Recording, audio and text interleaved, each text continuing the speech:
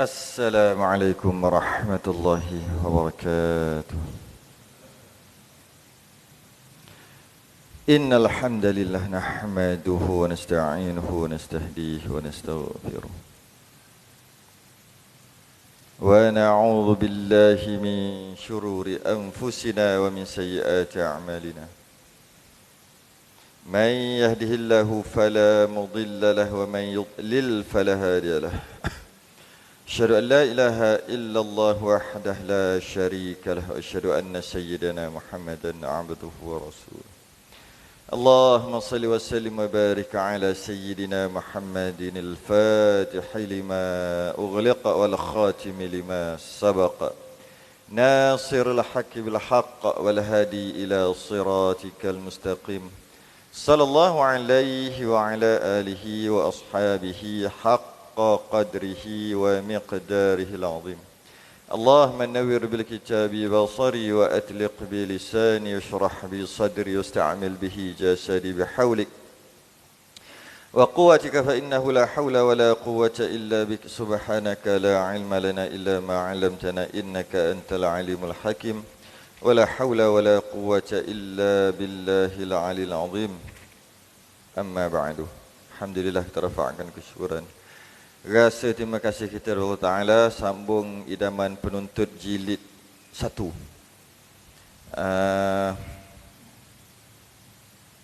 Mandi sunat ke? Ke sunat mandi? Satu mandi sunat, yang kedua sunat mandi.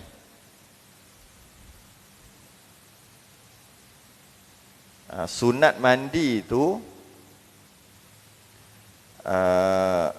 dalam mandi itu ada perkara sunat yang buat. Itu sunat mandi. Mandi sunat lawan pada mandi wajib. Muka surat 13.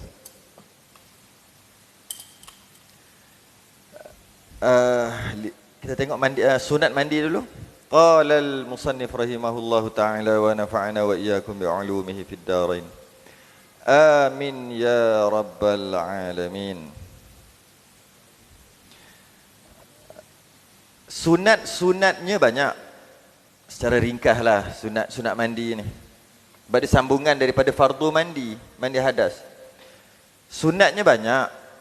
Sunat ketika mandi. Setengah daripadanya menghadap kiblat. Oh, kita biasa buat tak? Mandi. Ketika mandi tu menghadap kiblat. Ada. Cari tak? Cari. Oh, cari hebat ah. Masa buka shower tu cari kiblat. Kalau ambil wuduk menghadap kiblat mungkin ada orang boleh buat, ada orang nak buat, tapi mandi ni jarang buat. Buka pipe tu pakai shower je. Sedangkan masa buka pipe tu cari dulu kiblat. Mana kiblat? Memang dah tahu pun, rumah kita takkan tak tahu tak. Hala ke situ, buka pipe mandi. Sama ada mandi sunat atau mandi wajib. Menghadap kiblat. Buat dapat pahala sebab menghadap kat mana-mana pun sama je, bukannya letih pun. Bukan nak kena buat sesuatu kan, nak sekadar pusing je. Cuma kena tahu dululah dalam toilet kita tu, tempat mandi kita tu, mana satu kiblat kita. Kalau bila dah tahu ke sini, dah tahu dia sini, senang. Masuk aja, buka pipe. Masa air kena tu menghadap kiblat. Dapat pahala. Kan susah sebenarnya. Cuma kita rasa benda tu benda kecil. Benda kecil je pun, sunat je pun. Kita rasa gitu, sebab tu kita tak buat. Padahal elok buat. Membaca bismillahirrahmanirrahim ketika hendak berniat dengan niat zikir. Sebelum air kena tu bismillahirrahmanirrahim. Kalau mandi wajib, lepas pada tu niatlah mandi wajib. Nawaitu rafa'al hadatsil akbar yang kita bahas sebelum ni, bulan lepas. Tapi dimulakan dengan bismillahirrahmanirrahim. Sunat. Boleh ke baca dalam, kita panggil toilet tu? Boleh, tak ada masalah. Kita pun dah bahas sebelum ni. Yang tak boleh tu atas bol tu. Atas bol tempat buang najis tu, ketika itu tak boleh lah. Kalau tempat shower kita tu, itu dia panggil hamam. Boleh. Baca bismillah. Boleh. Wuduk boleh, mandi wajib pun boleh. Niat pula, niat zikir lah. Bukan niat baca Quran. Membasuh 2 tapak tangan dulu. Satu, mandi. Sunat. Menggosok dengan tangan di mana tempat sampai air ke seluruh anggota berturut-turut. Maksudnya, setiap tangan kita ni, tapak tangan kena semua tubuh. Sunat. Tak wajib. Yang wajib ratakan air. Yang sunat, mana Kulit biarlah kena tapak tangan kiri kanan ni semua. Semua kena. Tapak tangan ni kena kulit. Sunat buat gitu. Kadang-kadang kita bila jiruh gitu, air dah kena, kita kata air dah kena, tak payah rosak lah. Memang pun sah dah. Kalau kita tahu air kena sini dulu, kita rasa sejuk dan kita yakin memang air dah kena kat sini dah. Jadi mandi tadi sah dah sebab yang penting rata. Tapi sunat juga. Sunat kalau kat muka ni, semua telinga, semua bagi kena tapak tangan. Semua sunat. Okey, wajibnya rata, kena tangan, kena tapak tangan sunat. Mulai basuh dari sebelah kanan, membasuh 3 kali. Mula daripada belah kanan. Kita ada dengar petua-petua, nak basuh, nak mandi, basuh kaki dulu. Tapi itu tak apalah, tu petua. Tapi dalam sudut syarak, tak, bukan kaki dulu. Sebab kaki dululah, basuh kaki dulu. Apa hujahnya yang petua ni? Bila basuh ke atas dulu, nanti udat kita dalam badan kita ada udara panas, ada kepanasan. Bila turun sejuk, akhir sekali sampai di kaki, kepanasan tu tak boleh keluar dekat kaki. Nak keluar, sebab tak ada lubang di kaki. Jadi macam mana caranya? Basuh kaki dulu, naik ke atas, kan ada banyak lubang, dia akan keluarlah kepanasan ke situ. Sampai atas, mulut, hidung akan keluar kepanasan. Jadi kepanasan tak terperangkap. Itu hujah-hujah orang yang kata, elok mandi, basuh kaki dulu, naik ke atas. Kita tak nak bincang petua. Syaraknya, tidak. Kepala dulu. Dan kepala pula kanan dulu. Kepala dulu, lepas tu kanan. Bukan separuh ni, bukan. Dia kan basuh separuh, bukan. Kepala satu, lepas tu kanan. Kanan dulu. Kalau boleh buat. Buat pun lebih kurang lah. Nak buat macam mana sangat. Cuma, kalau kita berniat nak buat kanan dulu dan kita basuh kepala dulu, dapat pahala sunnah. Tapi kalau dengan kita mandi gitu, menyebabkan sakit, gaut kita bertambah ke, contohlah, pakai basuhlah kaki dulu, sunat kan. Cuma nak beritahu, kalau sunatnya, basuh kepala dulu dan kanan dulu. Kanan dulu. Dan buat 3 kali. 3 kali. Ini kalau pakai gayung. Kalau shower mana boleh 3 kali. 300 kali keluar. 1, 2, 3, 4. Setiap saat tu satu shower tu. Jadi kalau pakai gayung, sekali tu biar kanan tu. Sunat buat gitu. Kanan dulu. Basuh 3. Tersebut di dalam Iqna' Bujairimi. Kita Iqna' Bujairimi 1. Muka surat 201. Siap bagi tahu muka surat lagi. Orang yang berhadas harus mandi telanjang. Maknanya tak berdosa mandi telanjang. Tapi syaratnya dalam tempat yang berlindung dalam bilik air. Tempat yang terbuka haram mandi telanjang sebab orang berlintai. Tempat yang tertutup harus. Harus ni maksudnya apa? Tak makruh. Tak berdosa. Lebih-lebih lagi tidak berdosa lah. Kalau makruh, elok dielakkan. Ini bukan. Harus mandi telanjang. Dengan syarat tempat berlindung dalam bilik air. Atau di hadapan orang yang harus menengok auratnya. Kalau orang tengok aurat, tak berdosa orang tengok tu. Maka bolehlah mandi. Boleh mandi. Tetapi kalau memakai kain basahan lebih baik, lebih afdal katanya. Ada pendapat mengatakan pakai kain basahan lebih baik. Walaupun dalam bilik air. Kerana malulah sikit kat malaikat. Malulah sikit kat jin. Kalau ada jin kat situ. Tapi sebenarnya bila kita masuk, kalau kita nak mandi, kita masuk toilet. Tempat mandi, kita dah baca doa sekurang-kurangnya bismillah. Pandangan jin akan terhalang, terhijab. Tak nampak dah aurat kita. Jadi eloknya pakai kain basahan. Tapi siapa tok guru kita ni? Haji Ahmad Ghani bin Haji Yahya. Dia kata, pada pendapat saya, dialah, jika mandi dalam bilik air bertelanjang lebih afdal. Kalau dalam bilik air. Kalau di luar, kalau dulu pakai air telaga, yang tu afdal pakai kain basahan lah. Kalau dalam bilik afdal telanjang. Dia kata. Kenapa? Kerana menjimatkan air. Terutamanya jika tidak banyak. Kalau air itu tak lebih-lebih lagi, air tak banyak. Air ada 1 baldi, nak mandi wajib. Kalau pakai kain basahan, duk menyerap kat kain basahan tu berapa banyak? Dan pula tu dia payah sikit, kena juruh banyak kali. Kawasan yang tertutup dengan kain. Tapi kalau telanjang, mandi gitu aja terus kena. Maka mana lagi jimat? Maka dia kata jimat lagi mandi telanjang, maka dia kata lebih baik. Sebab mandi telanjang ni harus dulu. Harus. Bila harus, dia kata afdal pakai kain basahan. Itu kebanyakan kitab tulis gitu. Tapi pendapat dia berbeza.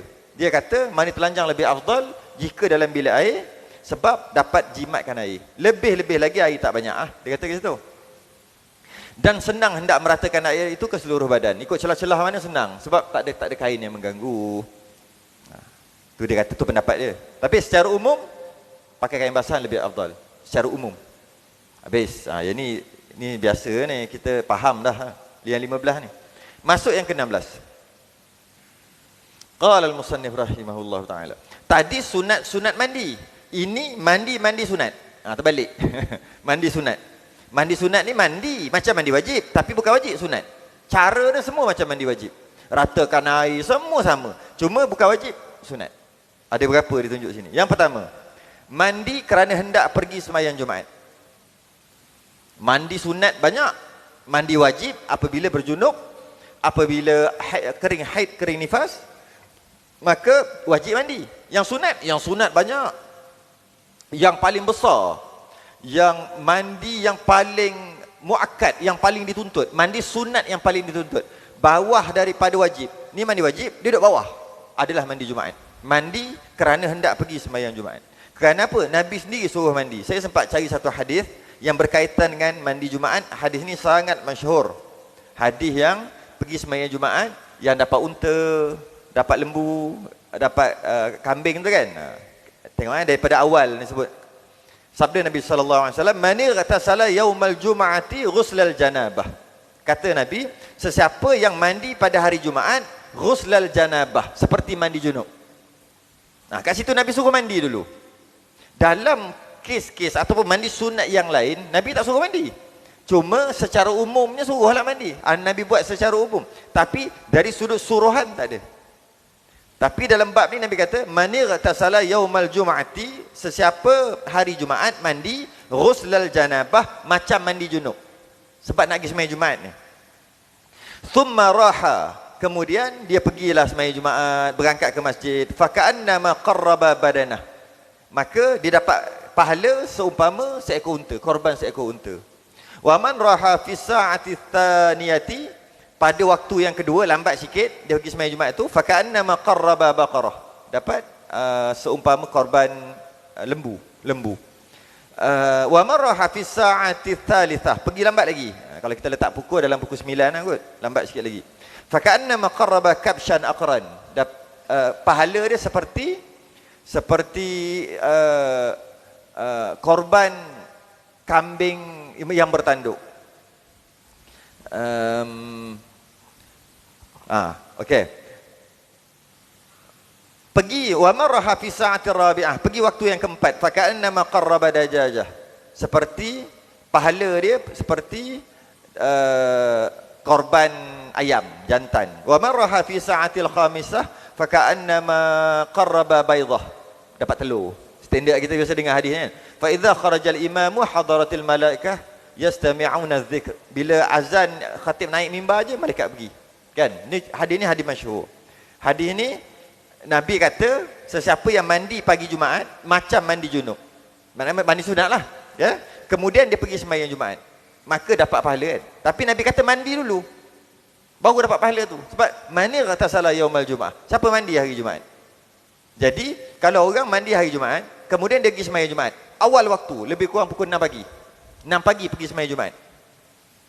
Maknanya pergi sembahyang subuh, lepas tu tak balik-balik terus sembahyang Jumaat. Tapi sebelum dia pergi masjid untuk sembahyang subuh tu, pagi Jumaat tu, mandi dulu.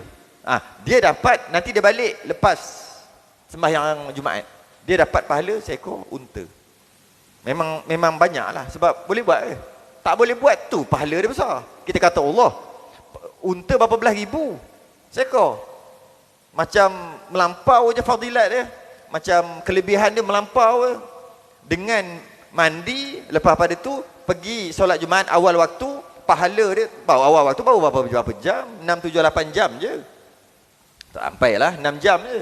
Jadi takkan dapat pahala besar sampai dari sudut nilainya berapa belas ribu. Unta berapa ribu seekor? Belah-belah.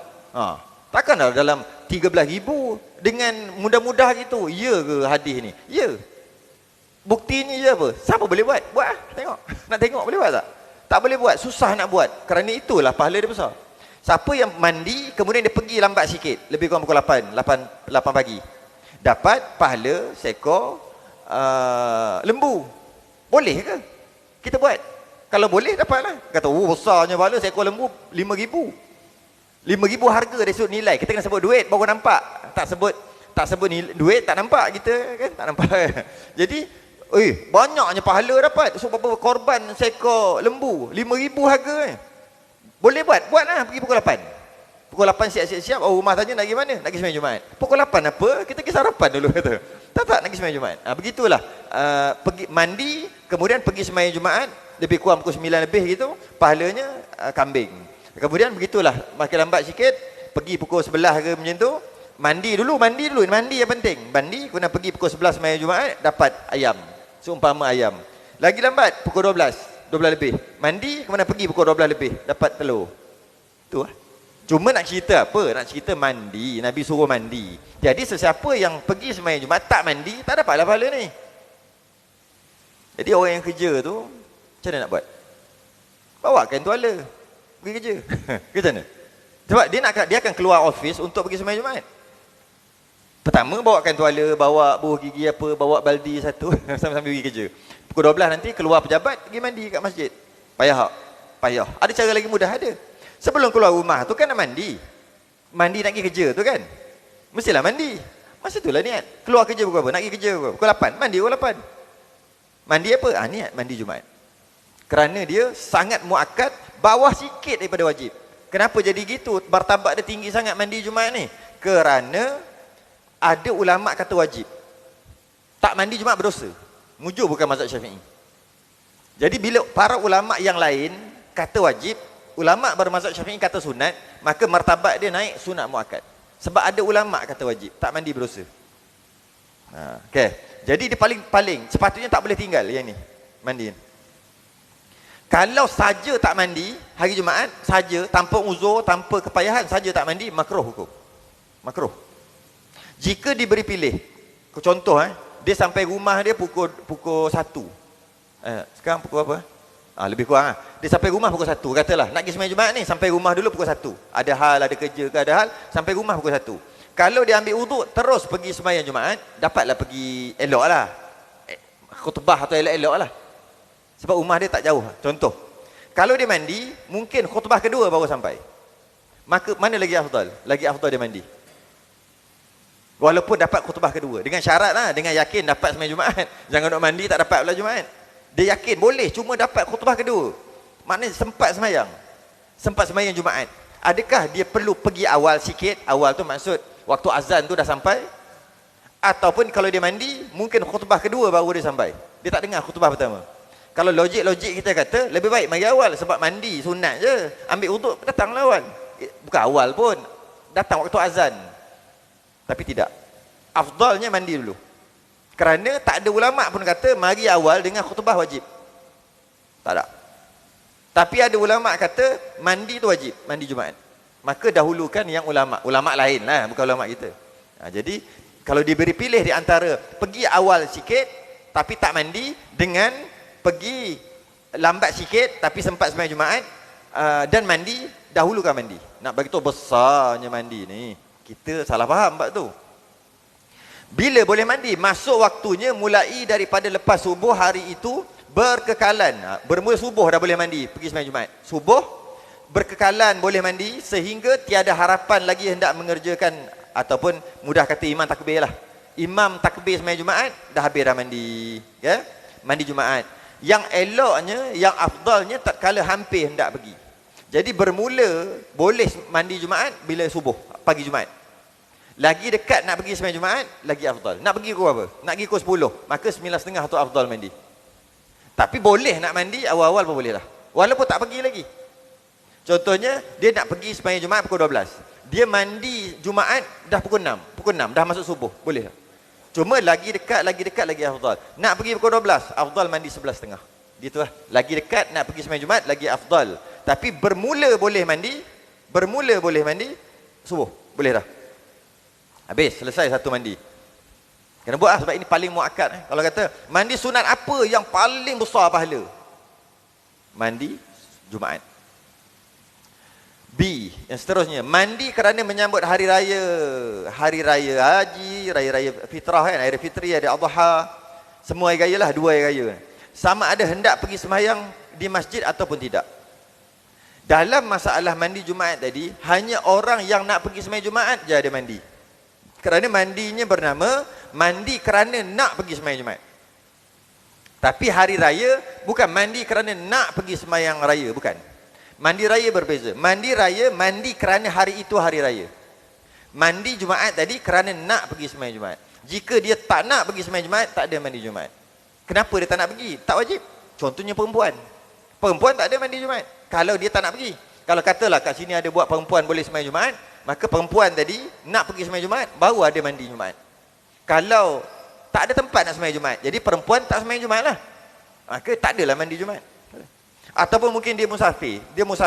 Musafir tak wajib Jumaat, dia keluar sebelum subuh. Kalau sembahyang Jumaat bagus, tak sembahyang Jumaat pun tak apa. Dan dia tak nak pergi pun, tak adalah mandi Jumaat. Jadi mandi Jumaat, mandi kerana nak pergi sembahyang Jumaat. Mandi hari raya berbeza. Mandi hari raya kerana hari itu hari raya. Sama ada dia nak pergi sembahyang atau tidak. Okay, itu mandi raya, itu beza dia.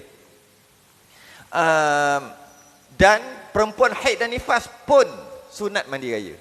Sebab dia bukan mandi kerana nak sembahyang, mandi kerana hari raya. Maka kalau dia haid dan nifas, sepatutnya tak boleh mandi. Mandi wajib tak boleh, mandi sunat boleh. Maka sunat bagi dia mandi juga walaupun haid nifas. Mandi sunat tadi. Tapi tak terangkat hadas lah kan? Tak terangkatlah hadas. Masuk waktunya dari semenjak tengah malam. Lain tau. Permulaan dia tu lain. Tengah malam, malam itu, malam raya tu, hingga masuk matahari. Masuk matahari ni masuk maghrib. Terbenam maghrib. Dan yang eloknya dilakukan selepas terbit fajar, afdalnya. Jadi mandi raya, mandi kerana hari raya bermula setengah malam, separuh malam. Lagi dekat nak pergi sembahyang raya, lagi afdal. Jadi kalau kata nak pergi sembahyang raya pukul 8, afdal 7.30 lah mandi. Tapi bermula boleh mandi separuh malam. Macam mana nak kira separuh malam ni? Senang aja. Maghrib tambah subuh bagi 2. Maghrib pukul 7, subuh pukul 6. Jadi berapa belas jam? 7, 6, 13 jam. Bagi 2, 11 jam setengah. Kan? 11 jam setengah. 13 macam ni. Pukul 7, pukul 7, pukul 6. Makna 13 jam. Bahagi 2, 6 jam setengah. Oh, betul. 6 jam setengah. Tadi maghrib tadi pukul 7 kan? 7 tambah 6 setengah. Berapa? 12 setengah. 1 setengah. Lebih kurang pukul 1. 1 pagi tu, tu cara dia. Daripada maghrib, campur subuh, bahagi 2. Bahagi 2, tengah-tengah tu dia panggil pertengahan malam. Jadi bermula lebih kurang pukul 1 pagi, boleh dah nak mandi raya. Boleh dah nak mandi raya. Nampak beza? Kalau sembahyang Jumaat, bermula subuh. Boleh mandi raya. Walaupun lepas mandi, nak mandi raya tu, lepas tu dia tidur. Walaupun boleh dah mandi raya. Tapi lagi afdal dekat nak pergi sembahyang Jumaat, dekat nak pergi sembahyang raya, lagi afdal, lagi besar pahala, lagi besar pahala. Dan bila dah tak boleh mandi dah? Kalau dalam solat Jumaat, dah tak boleh mandi dah pada ketika solat Jumaat tu imam dah takbir. Dah solat Jumaat, dah tak ada mandi lah. Raya beza. Mandi raya, akhir sekali maghrib. Maknanya kalau pukul 5.30 petang, tak mandi raya lagi ni, boleh mandi. Mungkin pagi tadi dia mandi. Tapi pagi tadi dia tak niat mandi sunat. Terlupa. Pagi nak pergi sembahyang raya tu, mandi. Allah lupa nak niat. Lepas dah sembahyang raya baru teringat. Lupa nak niat mandi raya. Tak apa, jangan risau. Nanti ujung nak pergi sembahyang maghrib nak sembahyang maghrib, ujung pukul 7, pukul 6.30 kan mandi. Petang. Boleh mandi raya lagi. Jadi mandi raya bermula daripada pertengahan malam sehingga kepada maghrib. Boleh mandi. Maghrib tak boleh lah. Habis. Yang ke seterusnya. Tu mandi raya. Dan mandi raya ni boleh orang haid nifas pun boleh, kanak-kanak pun boleh, apa lagi? Jadi niat dia sedikit, sebab tak ada tulis niat ni, kita bahas niat sikit. Mandi Jumaat, niat dia sahaja aku mandi kerana hendak pergi sembahyang Jumaat. Kan Allah Ta'ala. Sahaja aku mandi sunat kerana hendak pergi sembahyang Jumaat. Air raya, niat dia sahaja aku mandi sunat raya. Nampak beza dia? Kalau sahaja aku mandi sunat Jumaat, tak dapat pahala. Sebab hari Jumaat bukan mandi sunat mandi kerana hari Jumaat, kerana nak pergi. Jadi niatnya sahaja aku mandi sunat kerana hendak pergi sembahyang Jumaat. Raya sahaja aku mandi kerana hari raya. Tu niat dia. Kerana hari raya. Jadi mandi kerana hari raya, maka mandi tak dikira bab sembahyang. Cuma dari sudut sembahyang, lagi dekat nak pergi sembahyang, lagi afdal. Itu saja. Okay. Sebab tu orang haid dan nifas pun boleh. Boleh mandi. Malah sunat mandi. Lagi. Seterusnya. Yang ketiga, mandi sunat apa lagi? Mandi kerana hendak sembahyang minta hujan. Ni kalau kata waktu tu kemarau, bila kemarau, kemudian kita sendiri nak sembahyang istisqa, dia panggil minta hujan. Ada dua cara. Pertama sembahyang seorang, 2 rakaat macam biasa je. Betul niat, ya Allah turunkan hujan, kemarau lama sangat. Yang kedua, cara kedua, bila pemerintah dia buat keluar arahan untuk sembahyang secara berjemaah, sebab tak ada air ni, minta hujan ni bukan seorang nak ni, ramai orang, semua orang. Jadi bila semua ramai buat secara berjemaah bagus. Jadi ada dua cara lah. Mari kita tengok. Mandi kerana hendak minta hujan. Tapi dia jadi satu persoalan. Kalau nak minta hujan, mana air tak ada? Tu soalan dia. Nak mandi apa benda lagi? Kalau dah ada mandi, boleh mandi sunat, mana air ada lagi lah. Ini tak ada. Nak mandi wajib pun tak ada. Tu baru tak ada air. Jadi cuma tak kira lah macam tu pun. Dari sudut hukum syaraknya adalah kesyariatan mandi sunat kerana kemarau. Mandi sunat kerana nak pergi solat minta hujan, istisqa. Sebenarnya yang ada mandi ni sebab dia ada hukum lain, iaitu jika seorang itu disunatkan untuk mandi, tiba-tiba air tak ada, dia boleh tayamum. Macam tu juga mandi wajib. Dia diwajibkan untuk mandi, tiba-tiba air tak ada, maka boleh tayamum. Jadi dalam masalah ni tayamum. Cuma nak bagi tahu sunat mandi, tapi dah air tak ada, air ada untuk minum, maka tayamum. Tayamum senang, tepuk. Sahaja aku tayamum kerana nak pergi sembahyang minta hujan. Gitu lah. Muka, tangan. Dah, itu mengganti mandi. Boleh jadi juga air yang ada mandi okey, tak ada masalah. Tapi untuk minum tak boleh. Contoh, kalau minum sakit perut. Tapi kalau mandi kulit kita ni okey, boleh tahan. Mungkin gitu. Sebab tu ada pensyariatan mandi kerana nak pergi minta hujan, kerana nak pergi sembahyang minta hujan. Masuk waktunya, bermula boleh mandi minta hujan, mandi solat istisqa dia panggil. Waktunya pada orang yang hendak sembahyang seorang diri. Kalau nak sembahyang seorang-seorang, apabila hendak sembahyang, bila nak sembahyang ni? Nak sembahyang sekarang ni. Sunat mandi. Tak ada air, tayamum. Okey? Itu kalau sembahyang seorang. Kalau ramai-ramai dan pada orang yang hendak sembahyang berjemaah, pemerintah buat keluar arahan suruh pergi sembahyang ramai. Okey? Bila bermula boleh mandi? Ialah apabila orang ramai telah berkumpul dan habis waktu. Orang ramai telah berkumpul. Jadi dia sebenarnya dalam arahan pemerintah untuk sembahyang minta hujan, dia ada step. Step dia yang pertama, pemerintah akan arahkan 3 hari puasa.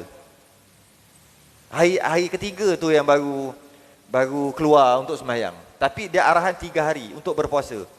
Kita tahu puasa Ramadan wajib, puasa nazar wajib. Sebenarnya ada satu lagi puasa wajib, iaitu puasa apabila disuruh oleh pemerintah untuk puasa kerana kemarau, kerana tak ada air. Jadi waktu tu siapa tak puasa 3 hari berdosa. Dia macam Ramadan. Dengan syarat pemerintah yang suruh puasa 3 hari. Kemudian hari ketiga tu pemerintah akan suruh keluar ke padang, ke tempat sembahyang, dan sembahyang beramai-ramai kat situ hari ketiga. Dan bila gitu, siapa yang tak ada uzur tapi dia tak puasa, berdosa dia. Sebab wajib, jadi wajib, fardu. Kemudian hari ketiga tu nak pergi sembahyang minta hujan tu sunat mandi. Tapi macam tadilah, tak logik lah kalau ada air mandi lah. Kalau tak boleh mandi, tayamum. Lepas tu ramai-ramai pergi berjalan dengan perlahan-lahan menuju ke tempat sembahyang yang ditentukan lah. Jalan jangan lari-lari, jangan laju-laju, jalan lembek-lembek macam tu. Buat kepala tunduk jalan. Kalau ada kereta, nak naik kereta ke, nak naik motor ke, nak naik basikal ke, cari yang paling buruk. Jangan naik kereta mahal-mahal. Kalau tak ada, kalau boleh jalan kaki. Memang gitu sunat dia gitu. Dia seolah-olah nak tunjuk, ya Allah, kau tengoklah kami ni dhaif. Air tak ada, seolah-olah gitu. Memang disunatkan. Pakai baju kalau boleh compang-camping, yang tampal-tampal. Gitu. Dan lagi sunat pula pakai baju terbalik. Baju terbalik, selendang terbalik, kepiah terbalik, semua terbalik. Nampak tak betul tak? Nampak hina. Sebab kita nak minta ni dengan Allah, ya Allah, turunlah kami ni, tengoklah kami ni, macam tak betul lah jadi, tak ada air. Sunat terbalik. Pakai terbalik. Malah lepas pergi tu buat lembek. Betul, waktu tu disunatkan bawa orang sakit, orang tua, orang boleh semayang, orang tak boleh semayang, kanak-kanak, kambing, kucing, binatang peliharaan, binatang ternakan, semua bawa. Ikat tepi tempat semayang, ikat. Biar bising bunyi mbek bunyi bising gitu. Kuruh je, lembu-lembu semua kuruh, nampak gitu. Bawa. Lepas tu kalau ada dalam hospital tu, bawa kalikan kata-kata keluar kalau boleh. Kalau tak berbahaya lah. Tak berbahaya. Bawa, nak seolah-olah gitulah, nak tunjuk, ya Allah, tengoklah kami ni, kami nak air, ya Allah, tolonglah, seolah-olah gitu. Kemudian ramai-ramai sembahyang. Bawa, kalau boleh tu lah, kalau naik basikal, pergi naik basikal. Jangan pergi beli basikal baru, basikal yang dah ada, basikal lama. Kalau beli baru, jangan pakai baru-baru, semua pakai buruk-buruk. Masa khatib naik atas mimbar tu, selendang dia kalau belakang dia lain, depan dia lain, terbalik kan. Biar nampak macam ni kan, ni lain. Ni belakang, ni depan, terbalik. Kepiah pakai terbalik. Malah doa pun terbalik. Doa kan biasa kalau khatib doa kan biasa sebenarnya Jumaat khatib doa gini je kan. Makmum amin amin kan. Yang ni terbalik. Khatib pusing, menghadap kiblat terbalik. Dan angkat tangan sampai terbalik. Macam ni. Macam tu, ya Allah, gitu lebih kurang. Sampai kan Nabi masa nak minta hujan tu, sampai kan solat minta hujan, belakang ni kata, belakang tangan naik ke atas. Minta. Yang bestnya, habis mayang hujan turun. Kalau orang buat betul-betul ikut cara dia, kaedah, terbukti terus turun hujan. Memang macam terus jadi. Kalaulah tak turun juga hujan, berkali-kali buat, ada something wrong. Ada.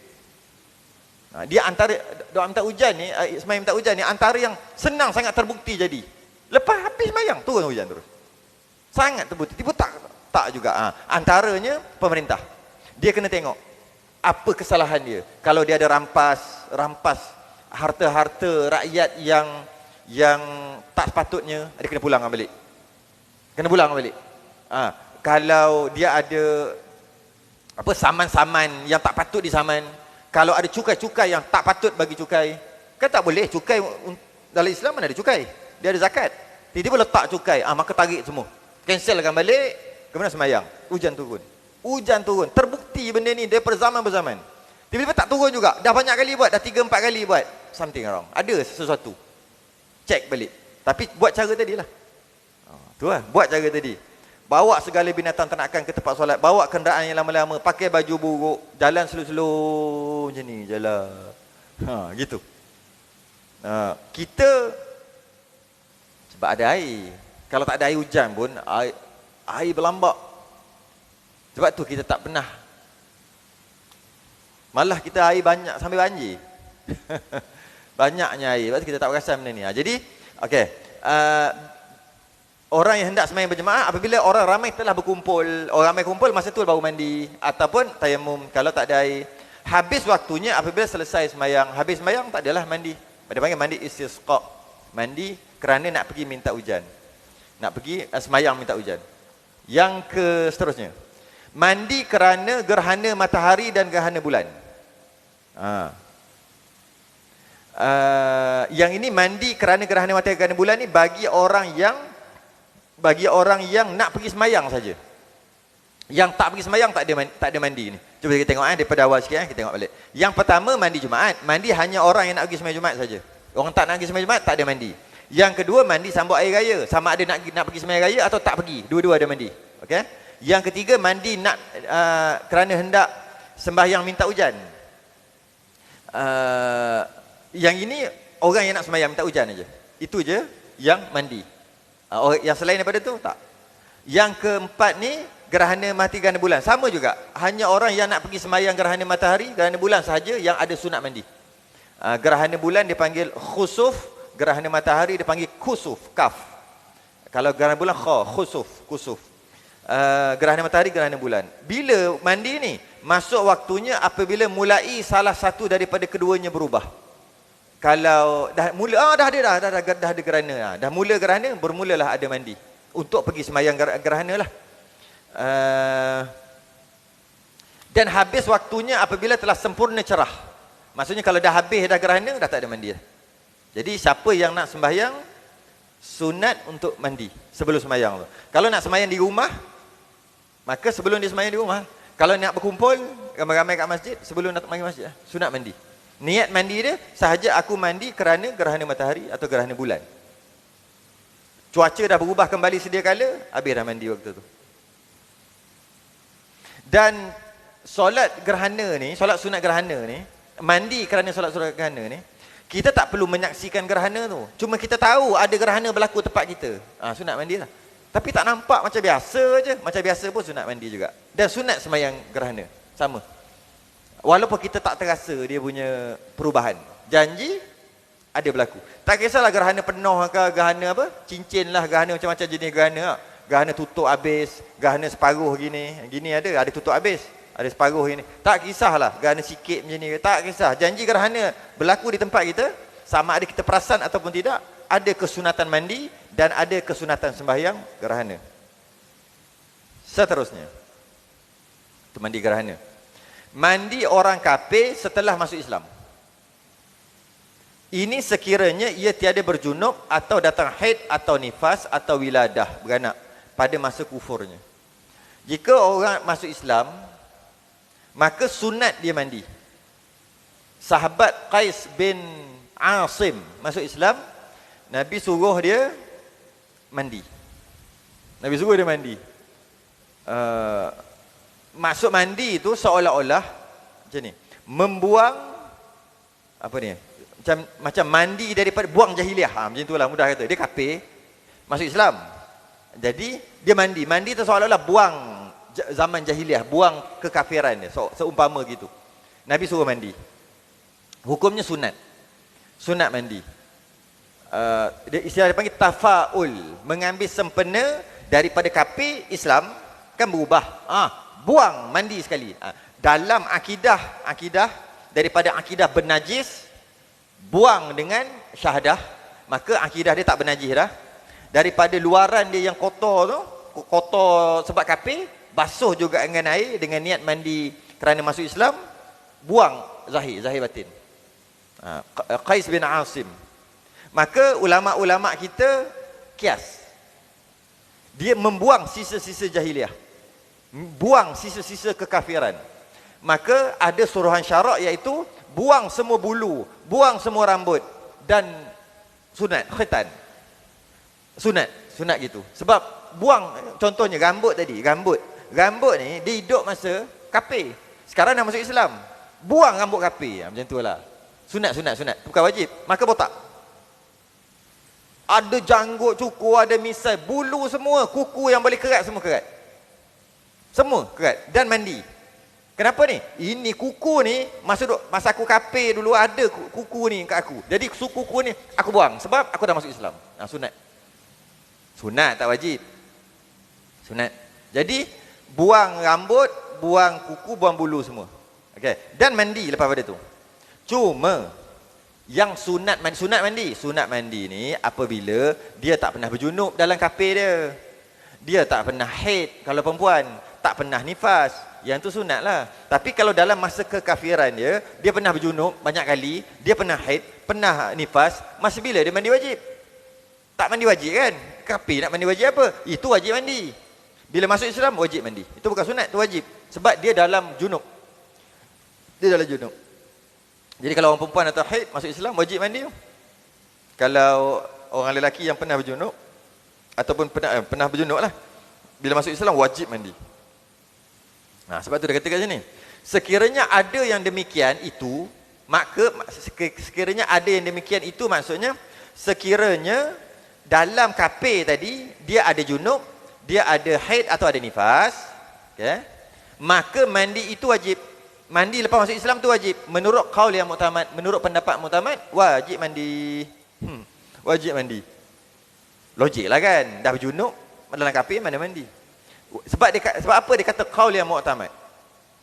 Pendapat yang muktamad. Sebab ada pendapat yang tak muktamad. Pendapat dhaif. Iaitu tak wajib mandi juga. Sunat je mandi, tak wajib mandi. Walaupun dalam kafir tu, dia ada haid, ada nifas, ataupun dia pernah berjunuk. Tak wajib mandi juga. Kenapa? Hujah dia. Qaul yang bukan muktamad lah. Hujah dia adalah kalaulah ketika kafir kan dia tinggal sembahyang, kan kewajipan semua dia tinggal, buat jahat, apa dosa besar yang dia buat ketika kafir. Masuk Islam semua kan terampun. Kan halal semua. Perlu qada tak? Oh tak qada, dia umur 70 baru masuk Islam. Adakah daripada dia umur 10 balik sampai umur 70, 60 tahun kena qada sembahyang? Tak. Halal. Terhapus. Dosa-dosa yang dia pernah berzina, minum arak, makan babi apa semua tu macam mana? Halal. Halal tu maksud bukan halal. Maksudnya terhapus, tak berdosa sebab dia baru masuk Islam. Kalaulah dosa-dosa besar macam tu terhapus dengan masuk Islam, takkan mandi junub kena mandi kot. Junub taklah besar sangat. Jadi maka terangkat dengan junub-junub sekali dengan Islam tu. Tapi itu bukan pendapat Imam Ahmad. Tu qaul dhaif dia panggil. Qaul pendapat yang dhaif. Tak wajib mandi kerana akidah daripada akidah kafir terangkat jadi iman, takkanlah mandi wajib tak terangkat. Hujah dia kuat juga. Maka tak wajib mandi, sunat aja mandi. Macam mana pun pendapat muktamad, mandi juga. Wajib mandi sebab dia telah berjunub dalam kekafirannya. Tengok. Setengah ulama ada mengatakan gugur hukum mandi itu, mandi wajib tadi. Apakala telah memeluk agama Islam, pendapat ini dhaif, lemah. Yang ni ya. Okey. Seterusnya. Mandi kerana hendak berihram haji. Mandi kerana hendak berihram haji atau umrah. Ihram haji atau ihram umrah. Atau kedua-duanya sekali, atau ihram haji umrah sekali. Atau ihram itlaq. Kosong, niat ihram je. Tak tentukan ihram haji ke ihram umrah. Ceritanya kat sini adalah jika dia nak berniat ihram, masa tu sunat mandi dulu. Boleh dah kita niat ihram ni. Kejap mandi. Kadang atas kau terbang tak boleh lah nak mandi.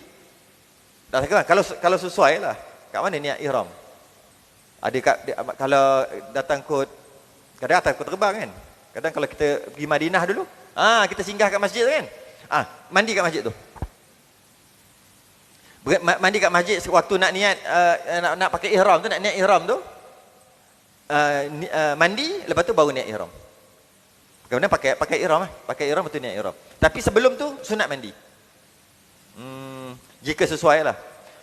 Kalau payah, tayamum. Mungkin payah juga. Mungkin kepayahan, sunat tayamum. Jadi kalau kat dalam kau terbang tu, tayamum lah.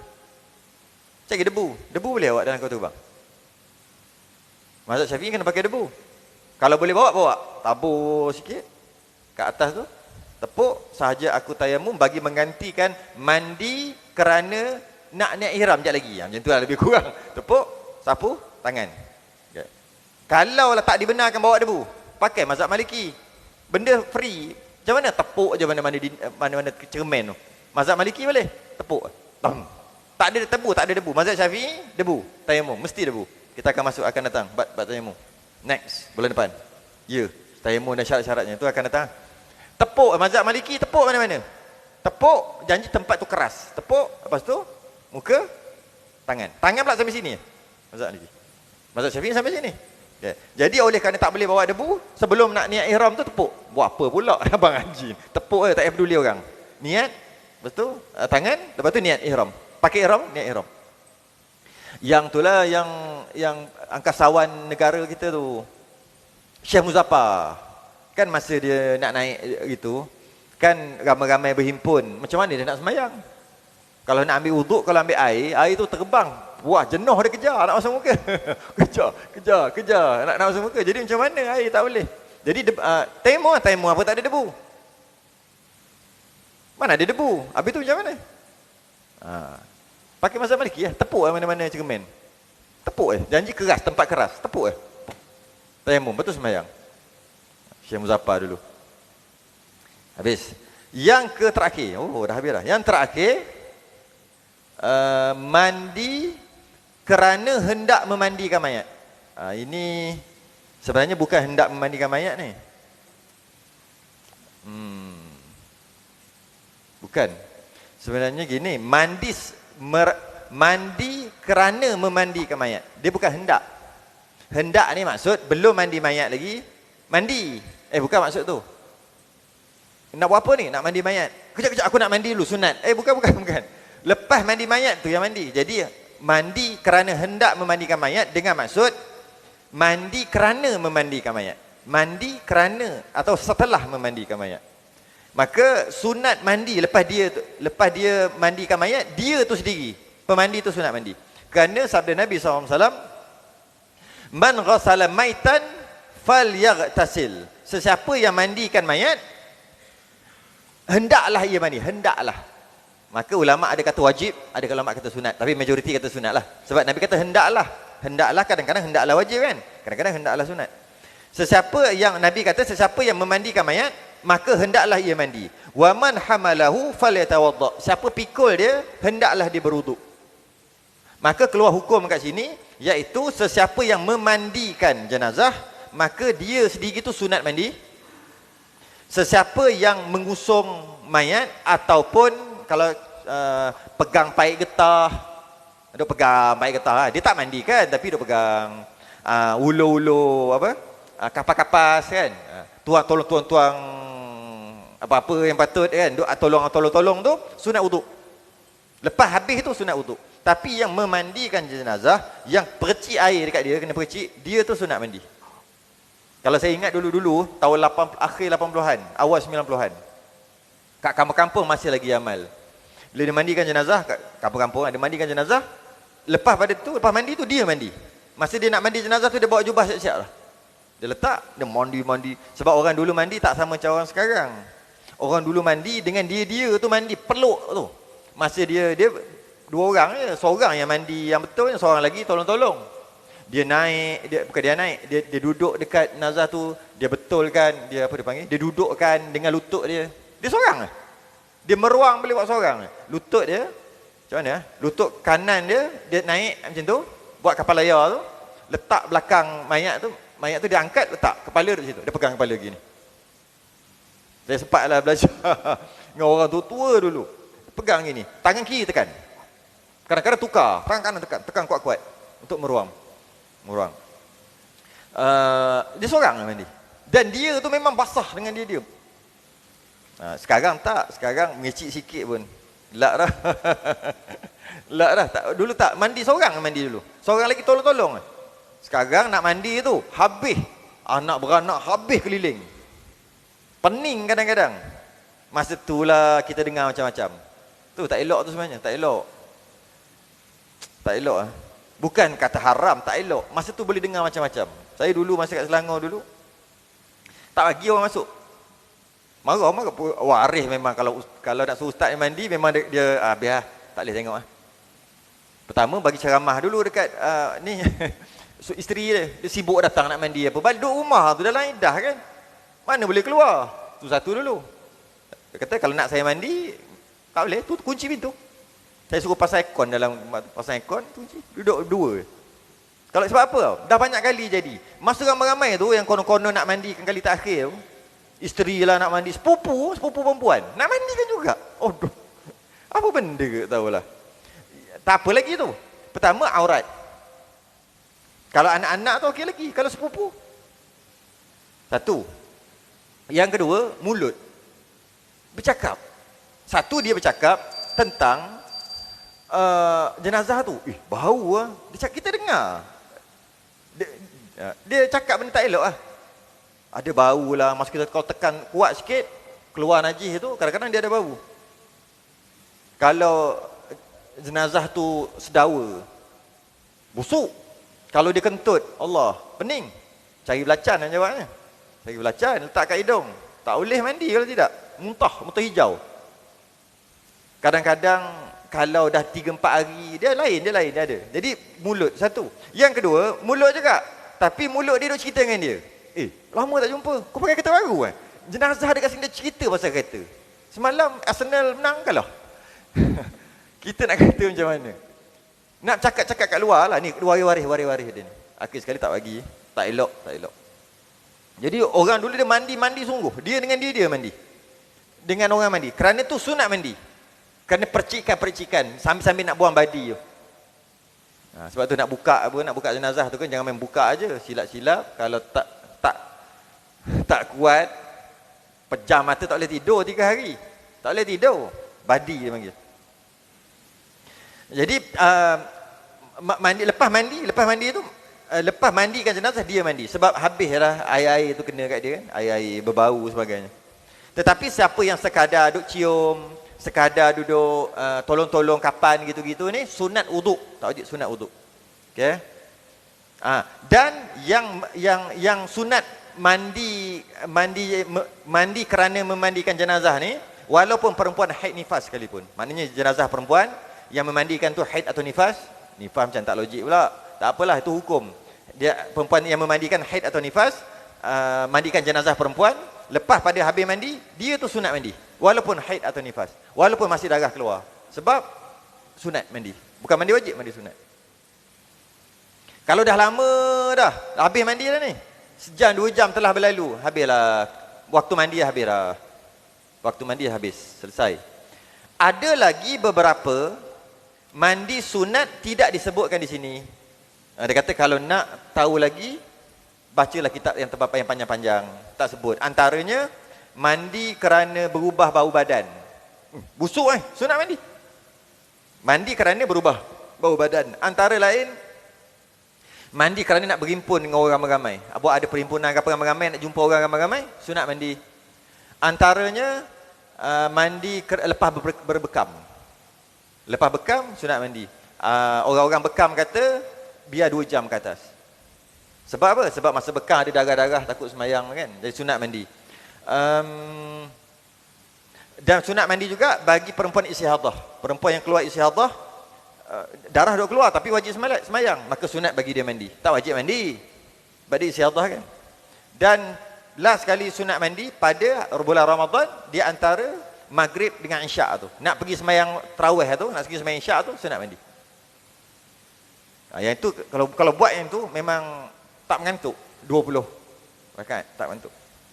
Yang pertama masa bulan Syaban tu, bulan Syaban bulan naik Syaban, mana bulan jatuh tak? Bulan daripada 16 17 nak ke 30 tu, masa tu bekam di kepala. Bekam, ambil air yang ganjil, bekam.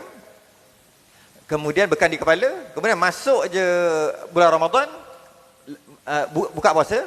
Lepas tu nak pergi sembahyang tarawih. Sebelum pergi tu mandi. Memang full 30. Ringan kepala, bangun sahur ringan dengan sebab bekam. Mandi tadi segar. Yang kita nak bangun berat nak sembahyang tarawih tu sebab tak mandi. Dan kita nak mandi, kita kata apa? Perut penuh. Makan perut penuh nak mandi macam mana? Jadi kurangkan makan. Lepas tu mandi. Tu antaranya lah. Banyak lagi yang lain. Banyak lagi. Yang lain-lain dia kata baca kitab tebal lah. Habis. Akan datang kita akan masuk tayammum dan syarat-syaratnya. Tayammum dan syarat-syarat. Masuk tayammum. Wallahu a'lam. Boleh. Mandi hadas.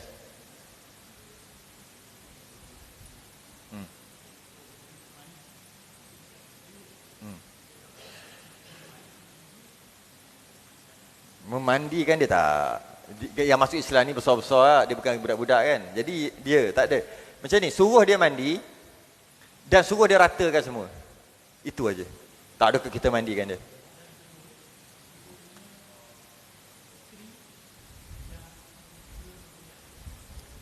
Isteri yang tiba-tiba okey. Ya. Yang itu ada. Yang itu ada. Apabila dia sebenarnya bukan isteri yang ada penyakit macam meroyan apa je, dia termasuk juga orang gila, isteri gila. Boleh kahwin dengan isteri gila? Maksudnya boleh kahwin dengan perempuan gila? Boleh. Nak? Nak cerita lain boleh tak? Boleh. Dia sama. Meroyan tu taklah kita kata meroyan tu gila, tapi lebih kurang tak? Sebab tu nama meroyan kan. Merian, gila merian tu. Jadi bila dia begitu, dia wajib sembahyang. Okay, satu. Lepas kita dah buat sedaya upaya memandikan dia, nanti kita cerita bab mandi. Kemudian dia tak sembahyang nak macam mana kan? Cuma mandi. Kadang-kadang nak bersetubuh tu macam isteri gila.